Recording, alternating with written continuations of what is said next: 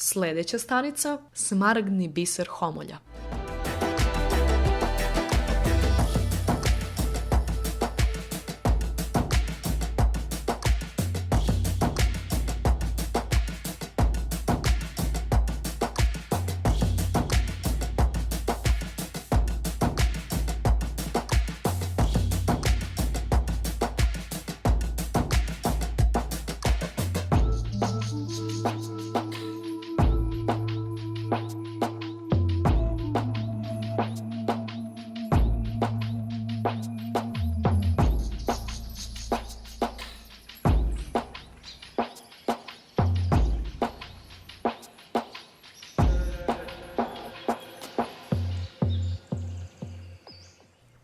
Razgovaramo sa vlasnikom imanja na kome se nalazi spomenik prirode Krupajsko vrelo.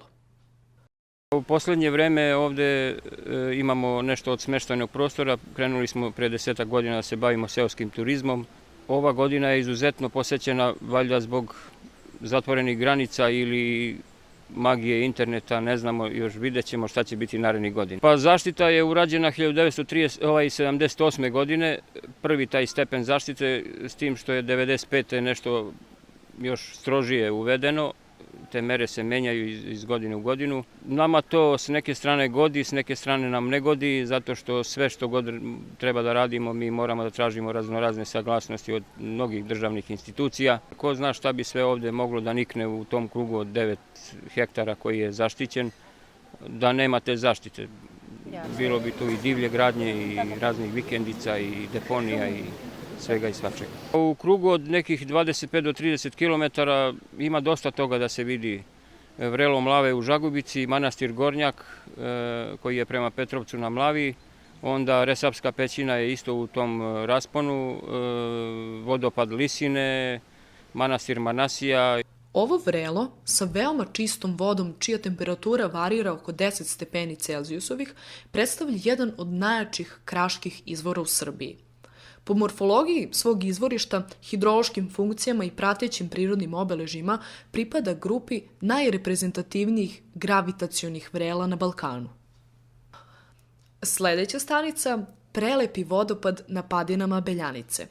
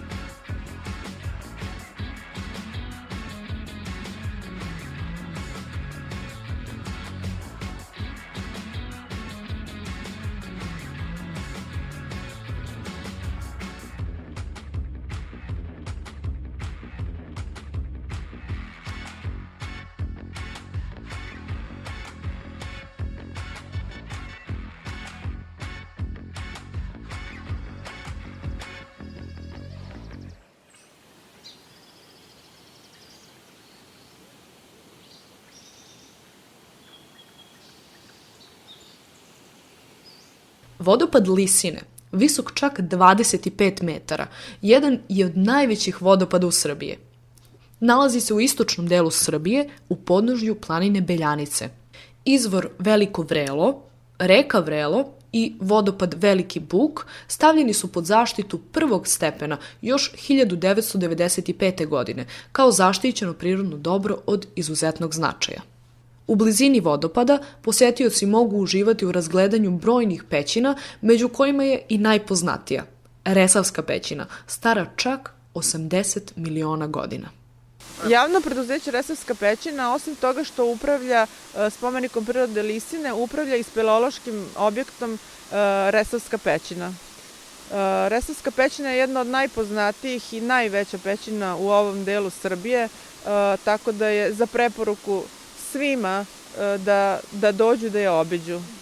Ne postoje reči kojima bih opisala lepote stalaktita i stalagmita koji se u njoj nalaze. To je pećina u 3 nivoa sa stazom dugom 800 metara, kružnom stazom 800 metara. Spomenik prirode Lisine i spomenik prirode Resavska pećina stavljeni su 1995. godine uredbom Vlade Republike Srbije, stavljeni su pod zaštitom i svrstani u prvu kategoriju zaštite. Posećenost je nadmašila sva naša očekivanja. Turisti koji uglavnom obilaze Resavsku pećinu tradicionalno su đačke ekskurzije, odnosno đaci, individualci u manjem broju i stranci u ovom periodu godine. Ove godine u julu i avgustu imali smo i veoma veliki broj turista. Sproveli smo naravno sve mere, epidemiološke mere, sve mere predostrožnosti. Naši čuvari prirode i meštani kažu da je duplo veći broj poseta spomenika prirode Lisina u odnosu na Resavsku pećinu. Naš plan i cilj osnovni, ono što je baza našeg grada, jeste da zadržimo i sačuvamo i jedno i drugo zaštićeno područje ovako kako jeste. Da antropogeni uticaj bude što manji, da ljudi mogu da uživaju u prirodi kakva jeste, a da pritom bude primamljivo i atraktivno za njih. Javno preduzeće Resavska pećina ima odličnu saradnju sa drugim upravljačima, zapravo sa svim upravljačima u zemlji, izuzetnu saradnju imamo sa Zavodom za zaštitu prirode Srbije, kao i ministarstvom, našim nadležnim ministarstvom. Sa drugim zaštićenim područjima razmenjujemo iskustva, dočekujemo ih, odlazimo mi kod njih. Zbog dugogodišnjeg iskustva i rada, naša čuvarska služba, tehnička služba i svi zaposleni veoma dobro i uspešno sarađuju sa okolnim stanovništvom, vlasnicima parcela, vlasnicima restorana, tako da sve probleme koji nastanu rešavamo odmah i uspeli smo da zadržimo ovo zaštićeno područje i da sačuvamo sve njegove morfohidrološke karakteristike i estetske karakteristike onakvim kakvi treba da budu. Najprimamljivije je ovaj mir, čist vazduh, voda, očuvanost prirode i naravno dobra hrana. Sledeća stanica, skriveni biseri Đerdapa.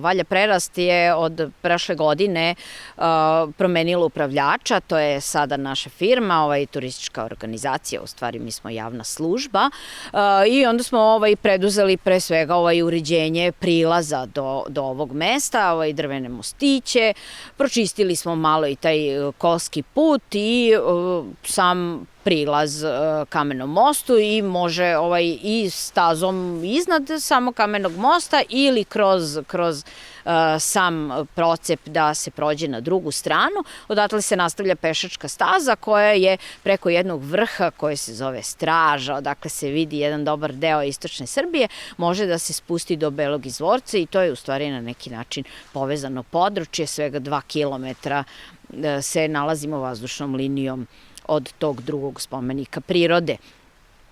Ovo je lovno područje Srbije šume i tu i lovačko udruženje iz Majdanpeka Srna, oni često dolaze ovde, ali pošto je zona zaštite, onda smo mi proširili područje u dogovoru sa njima i sa Srbije šumama, više se na ovom području ne lovi. To je dobra stvar za živi svet, zato što je sve to u jednom povezanom ciklusu, ali od prošle godine mi smo primetili da ima jako mnogo zmija.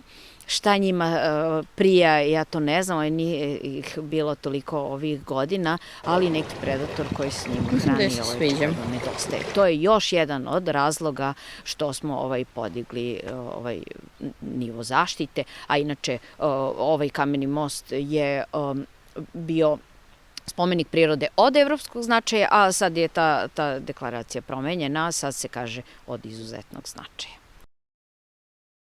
Na području opštine Majdanpek nalaze se 3 zaštićena prirodna dobra, Rajkova pećina, onda imamo ovaj najveći kameni most u Srbiji, prirodni kameni most, Valja Prerast ili Šuplja stena, kako je to nauka nazvala davne 1959. godine, kada je prvi put kameni most stavljen pod zaštitu. Na ovom području se nalazi takođe i treći spomenik prirode, to je Beli izvorac, kompleks bigrenih akumulacija, nekoliko slapova i vodopada i oni su, to područje je u stvari od 2006. godine stavljeno pod zaštitu.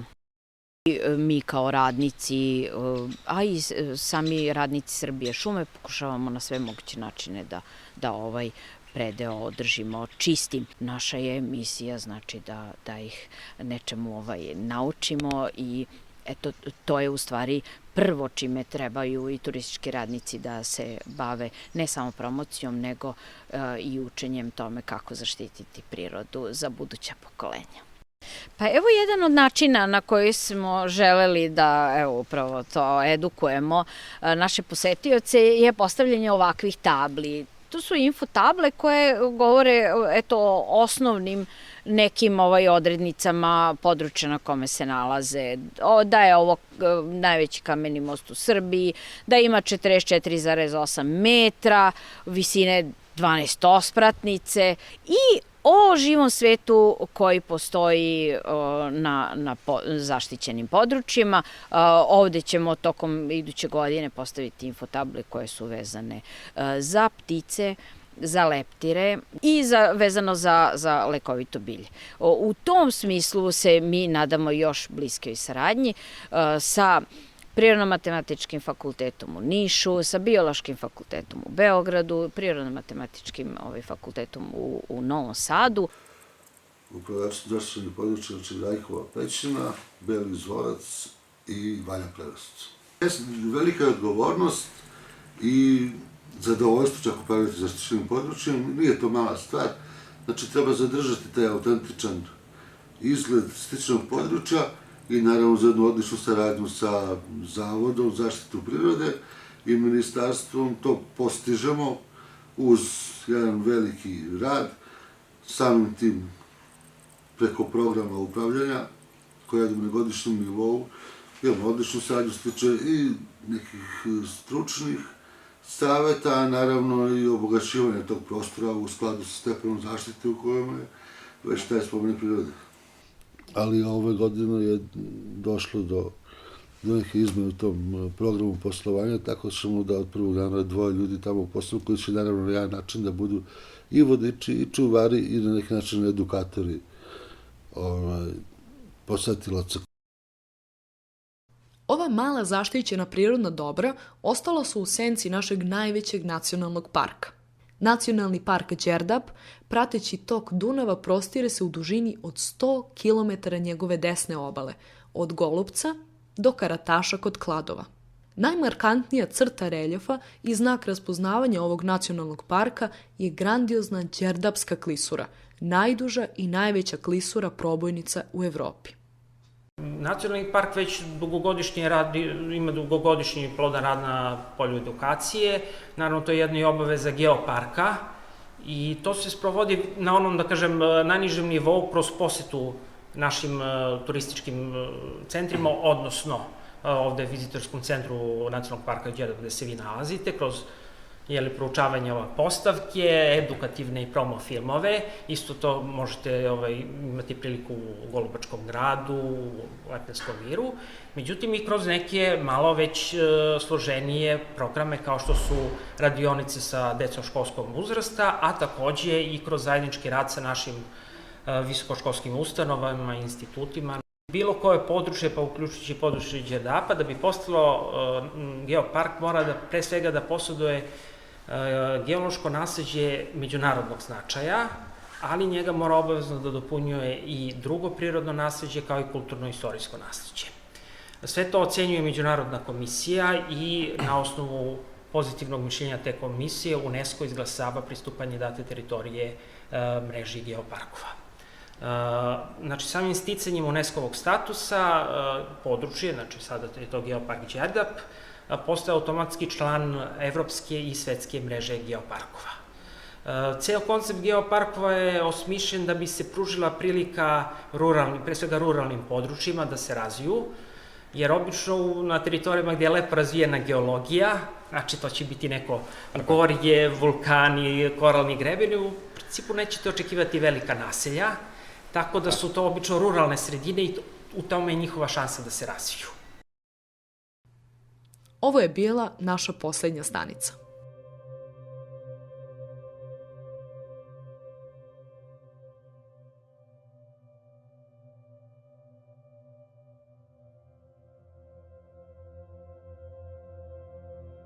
Mere zaštite u prirodnim dobrima i način njihovog korišćenja bliže se određuju aktom o proglašenju zaštićenog područja, a o njima se staraju upravljači.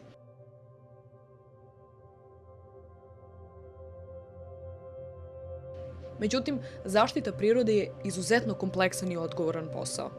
Samo udruženim snagama možemo uspešno ostvariti naš zajednički cilj.